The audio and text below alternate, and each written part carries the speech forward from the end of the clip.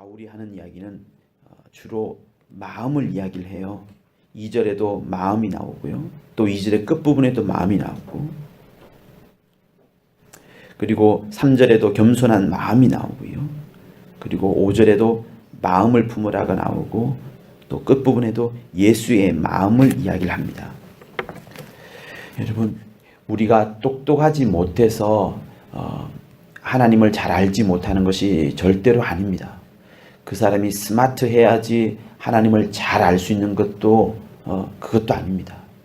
우리는 지난번에 하나님을 알자, 성령을 알자, 또 그리스도를 알자, 예수를 알자라는 말씀을 들은데, 그 안다는 것이 우리의 어떤 지적인 부분을, 우리의 어떤 이성적인 부분을 말하는 것이 결코 아닙니다.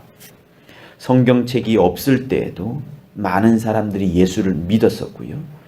쪽복음이라 그래서 단 한 페이지 한 장을 가지고서도 예수를 믿었던 믿음의 훌륭한 선진들이 있습니다.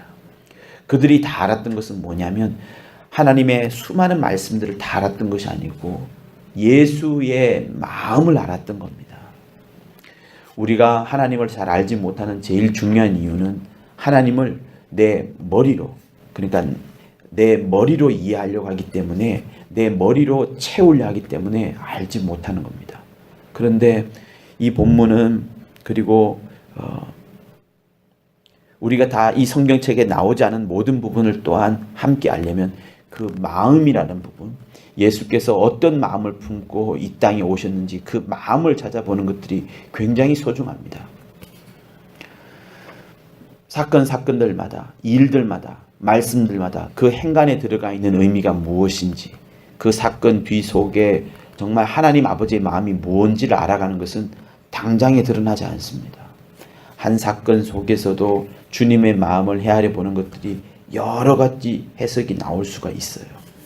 그래서 저는 우리 사랑하는 청년들이 주님의 그 마음, 하나님의 마음을 먼저 만져보고 그 마음이 어떠한가를 생각해 보기를 정말 원합니다. 그리고 우리 역시도 어떤 일이 있을 때마다, 또 어떤 말씀을 들을 때마다 그것을 내 머리가 아니라 마음에 새겨 넣는 것들이 우리에게 필요합니다. 사람들에게, 특히 자식에게 말이요, 많은 것을 가르쳐 주는 것도 필요하지만 그것과 함께 내가 너를 정말로 사랑한다, 너를 정말로 아낀다, 너에게 잔소리하는 것이 아니라 너를 정말로 아끼고 무엇보다도 아끼고 사랑하기 때문에 이 말을 해주고 이런 꾸지람도 할 수 있다는 것들을 알려주는 그런 마음이 우리에게 필요합니다. 그래서 하나님을 진실로 알아가는 데 있어서 그 하나님을 알아가는 데 방해하는 것들은 우리의 머리예요. 우리의 이성적인 부분입니다. 우리의 여러 가지 판단하는 그런 부분들입니다. 그러나 우리가 하나님을 온전히 알아간다 할 때 그 끝에 있는 것은, 최상에 있는 것은 그리스도의 이 마음을 품으라, 너희 안에 이 마음을 품으라는 그겁니다. 6절에서부터 11절까지 읽는 우리 하나님의 의도의 핵심적인 부분은 스토리를 알아가는 것이 아니고, 그만큼 주께서 하나님 아버지와 똑같은 분이셨지만 자기를 완전히 비웠다는 거예요. 자기를 완전히 죽기까지 낮추어 주었다는 거예요. 이거를 말하는 겁니다. 그런데 우리는 신앙생활 하다가 주님의 이런 낮추시는 모습을 보기보다는 오히려 모든 무릎이 예수 이름의 무릎을 꿇는, 영광 받으시는 아버지의, 영광 받으시는 예수의 모습을 우리는 많이 생각하는 것 같습니다. 그러나 이런 마음으로는 우리는 우리보다 더 약한 사람들을, 복음을 알지 못하는 사람들을 찾아갈 수가 없습니다.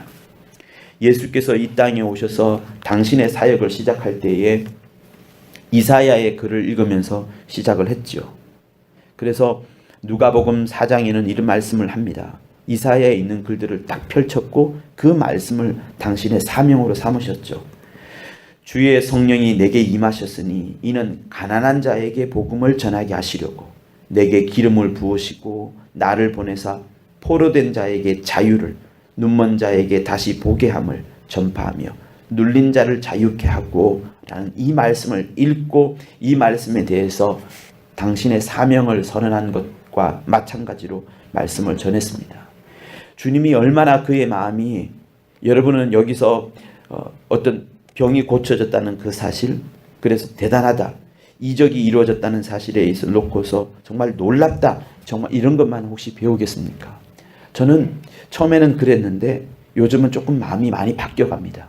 주님의 마음이 무엇인지, 주께서 얼마나 가난한 자를 찾고 싶어하고 포로된 자에게 자유를 주고 싶어하고 눈먼 자를 다시 보게끔 하며 눌린 자에게 정말 그 억압을 열게끔 하시는 그 주님의 마음. 많은 사람들은 여기서 도망을 갑니다. 세상의 부자들과 권력자들은 여기서 이런 사람들을 찾아가지 않습니다. 그러나 주님은 이 사람들을 찾아가는 거예요.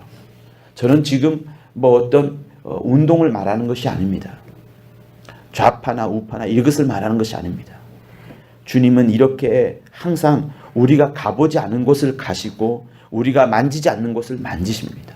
그만큼 주님의 마음은 두루두루 세상을 살피시고 울고 있는 자에게 눈물을 닦아주시고 웃고 있는 자들에게 함께 격려를 하고 이제 그만 웃고 우는 사람을 돌아보자라고 말씀을 하시는 겁니다. 그래서 사랑하는 청년 여러분, 여러분들이 하나님의 말씀을 꾸준히 읽으면서도 겸손한 마음으로 하나님의 말씀을 읽고요.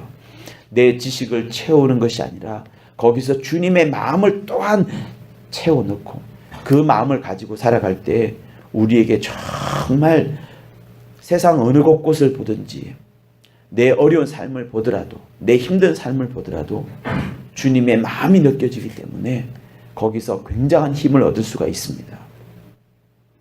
저는 토요일 날에도 결혼식을 갔다 왔는데 장례식보다 결혼식에 가서 많이 우는 것 같아요. 그 축복의 자리, 정말 축복이 내립니다.